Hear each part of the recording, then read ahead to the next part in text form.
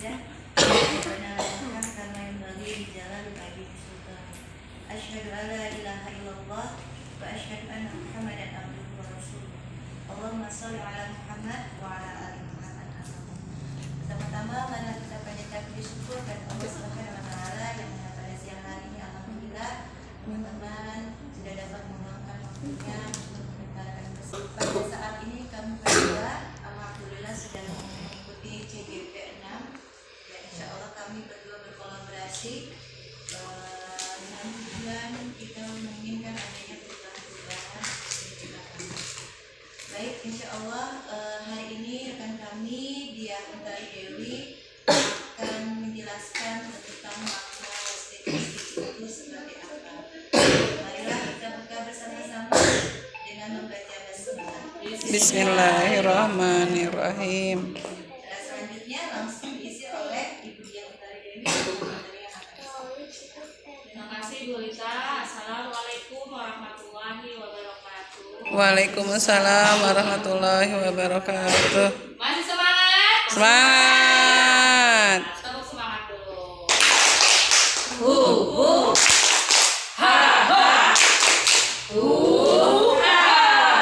Apa itu restitusi atau bisa dikenal dengan segitiga restitusi? Restitusi adalah proses menciptakan kondisi bagi murid untuk mereka dengan karakter yang lebih kuat. Restitusi ini juga merupakan proses kolaborasi yang mengajarkan murid untuk mencari solusi atas permasalahan mereka dan membantu murid berpikir tentang orang seperti apa yang mereka inginkan untuk menjadi tujuan mulia dan bagaimana mereka harus memperlakukan orang lain.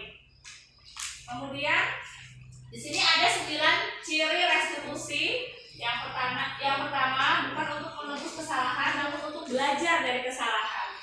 Memperbaiki hubungan. Kemudian yang ketiga tawaran bukan paksaan. Keempat, restitusi menuntut untuk melihat ke dalam diri. Kelima, restitusi untuk mencari kebutuhan dasar yang mendasari tindakan. Yang keenam, restitusi diri adalah cara yang paling baik.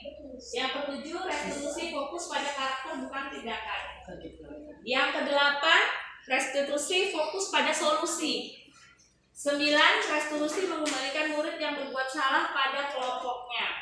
Jadi di sini banyak kasus-kasus yang kita bisa dapatkan di dalam terutama dalam kelas kita. Saya juga menemukan beberapa kasus seperti Naya dan Sabia yang murid wajahnya itu dicoret-coret. Saya tanya, kenapa kok bisa ditempel? Karena Sabia itu asik, padahal itu adalah apa? Di sini ada solusi. Oh, berarti Nayara harus apa? Membersihkan wajah Sabia.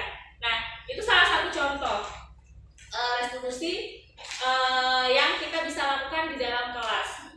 Kemudian selanjutnya Bu Lita tentang eksplorasi konsep yaitu keyakinan kelas. Nah, kalau tadi kita belajar tentang restitusi, di situ ada solusi dari suatu permasalahan. Kali ini kita akan membuat apa sih keyakinan yang kelas yang bisa kita berikan kepada anak-anak. Sebenarnya kita sudah mempraktekkan itu seperti membuat peraturan kelas yang ada di dalam kelas. Jadi anak-anak menghargai apa yang mereka diskusikan, ya yang mereka paparkan, yang mereka yakini bahwa apa aja yang merupakan peraturan kelas itu tidak boleh misalnya tidak boleh memukul, tidak boleh harus sayang teman, tidak boleh berbuat fokus, tidak boleh berbuat atau berkata kasar seperti itu. Kita buat keyakinan kelas yang kita akan sepakati bersama. Nah, ini adalah suatu contoh ya. Mungkin banyak sekali contoh yang bisa kita ambil di dalam kelas. Nah, di sini tadi sudah dipaparkan bahwa budaya positif itu banyak, dari sapa, salam, izin, itu termasuk budaya positif. Bagaimana budaya positif itu berpengaruh di lingkungan sehingga menimbulkan, kalau kita mau memiliki budaya positif, kita tentunya mengharapkan lingkungan itu menjadi positif. Nah, bagaimana lingkungan positif itu bisa dihargai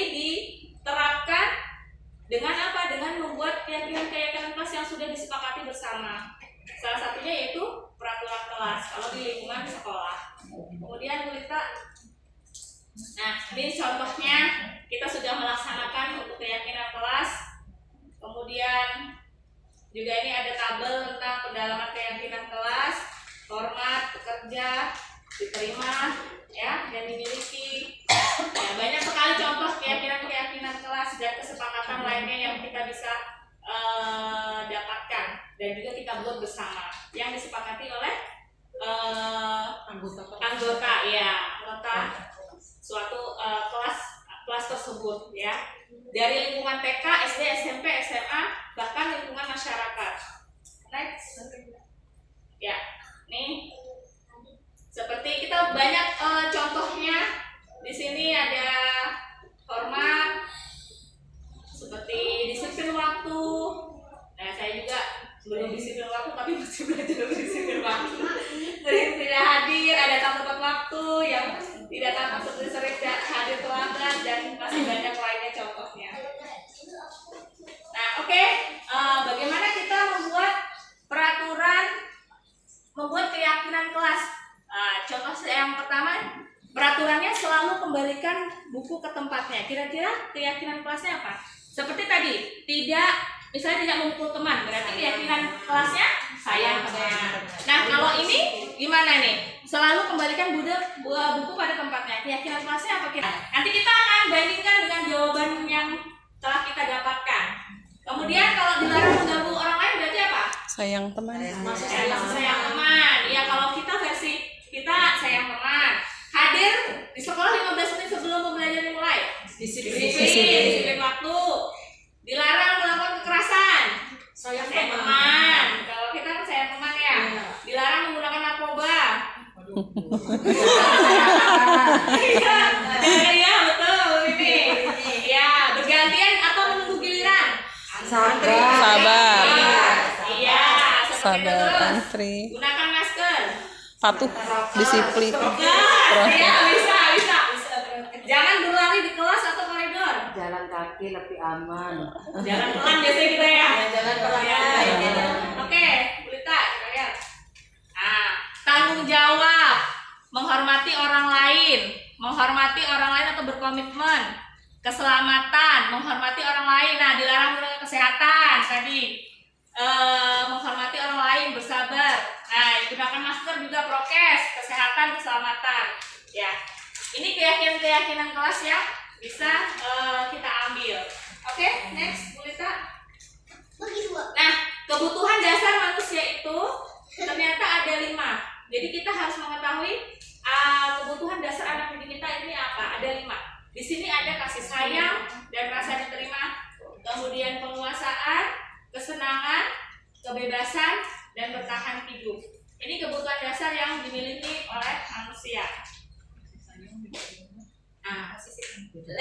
Pembelajaran selanjutnya yaitu 5 posisi kontrol. Ada video menarik. Saya akan kasih ke teman-teman tentang posisi kontrol di mana guru memiliki 5 posisi kontrol. Termasuk di manakah kita? Yang pertama, penghukum. Di sini ada penjelasan. Saya nggak memberikan sedikit gambaran, nanti saya kasih video tentang, jadi teman-teman bisa, saya itu termasuk di mana ya? Di penghukum. Biasanya menghadik anak, menghukum anak, kemudian membuat orang merasa bersalah.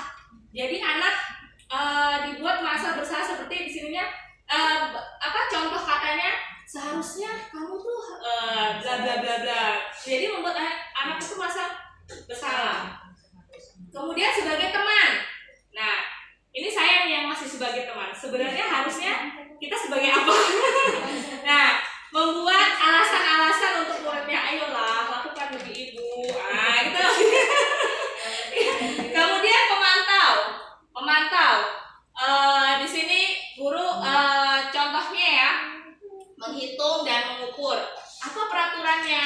Bagaimana konsekuensinya? Itu guru sebagai pemantau. Nah, sedangkan guru sebagai manajer itu guru mengajukan pertanyaan, kemudian dia berpikir, kesepakatan kelas apa ya yang sudah dilakukan. Nah, ini posisi kontrol. Nanti setelah ini teman-teman saya kasih satu video yang ada di LMS. Jadi kita ngerti, iya ya, sebenarnya kita harusnya gini ya.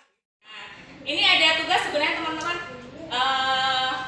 apa namanya, sebagai posisi kontrol, apakah kita di sini ada pernyataan. Saya kecewa sekali dengan kamu. Apakah penghukum, pembuat masalah, pemantau, manajer atau teman? Pembuat merasa bersalah. Ya, itu. Ya, oke. Kamu tidak benar melakukannya. Penghukum. Penghukum. Ayolah, lakukan demi ibu. Teman. Apakah kamu dapat mendapatkan stiker bintang hari ini?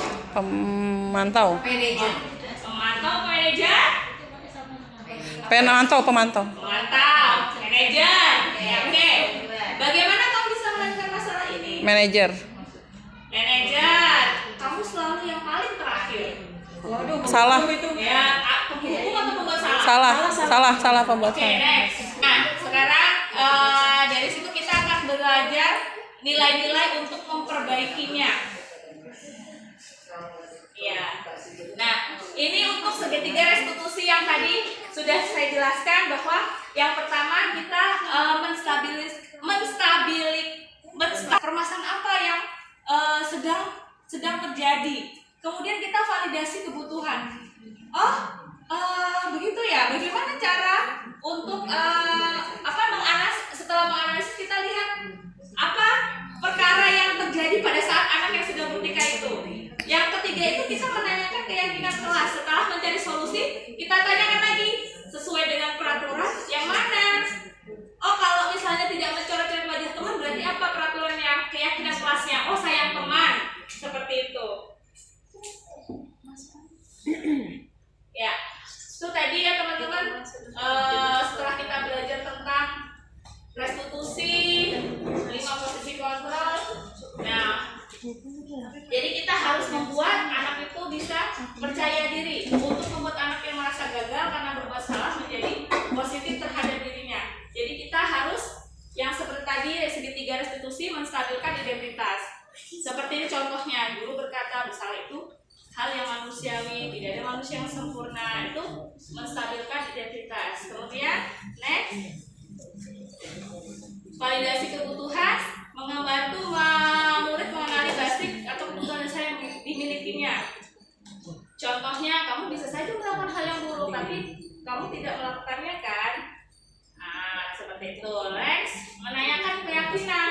Anak melihat kesalahannya dihubungkan dengan norma sosial dan nilai-nilai yang mendasari manusia berinteraksi dengan orang lain. Oke. Ya, teman-teman, alhamdulillah kita sudah selesai. Ada satu video nanti. Nah, ini contoh 5 posisi kontrol dulu. Coba ini contohnya di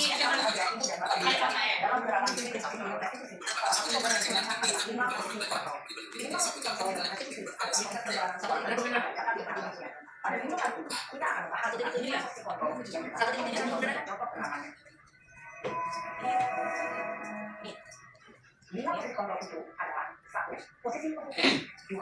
Posisi pembuat merasa bersalah, 3. Posisi teman, 4. Posisi pemantau atau monitor, dan 5. Posisi manajer.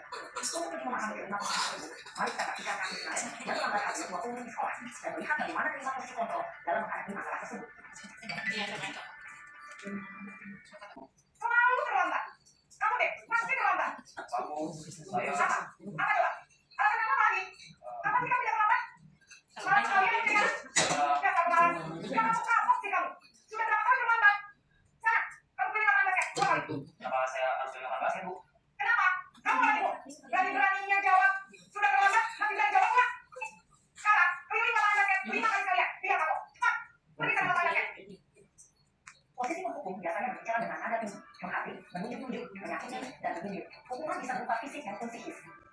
Ibu dan bapak Bukhara, dampak yang terjadi pada ibu ketika ibu berada pada posisi menjadi pendengar, yang akan memberontak, bahkan meninggalnya. yang kelima posisi manajer.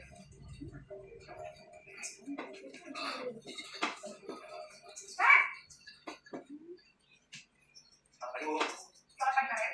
Maaf, Bu. Saya terlambat. Iya, sekolah masuknya jam 7, sekarang sudah jam 7.20. Jadi sekarang bagaimana ya, Karen? Maaf, Bu. Saya lupa tahu alat sekolah. Baiklah. adalah menurut kamu keyakinan sekolah yang mana yang kamu perlihatkan? Hari ini sendiri jalan orang ini ya Bu. Setuju. Jadi, apakah kalian yakin prinsip saling menghormati tersebut? Ya Bu, saya meetingnya. Apakah kalian bersedia memperbaiki masalah keterlambatan ini? Iya Bu. Bagaimana kamu memperbaiki masalah keterlambatan ini? Saya mencoba tidak mengenal ASI.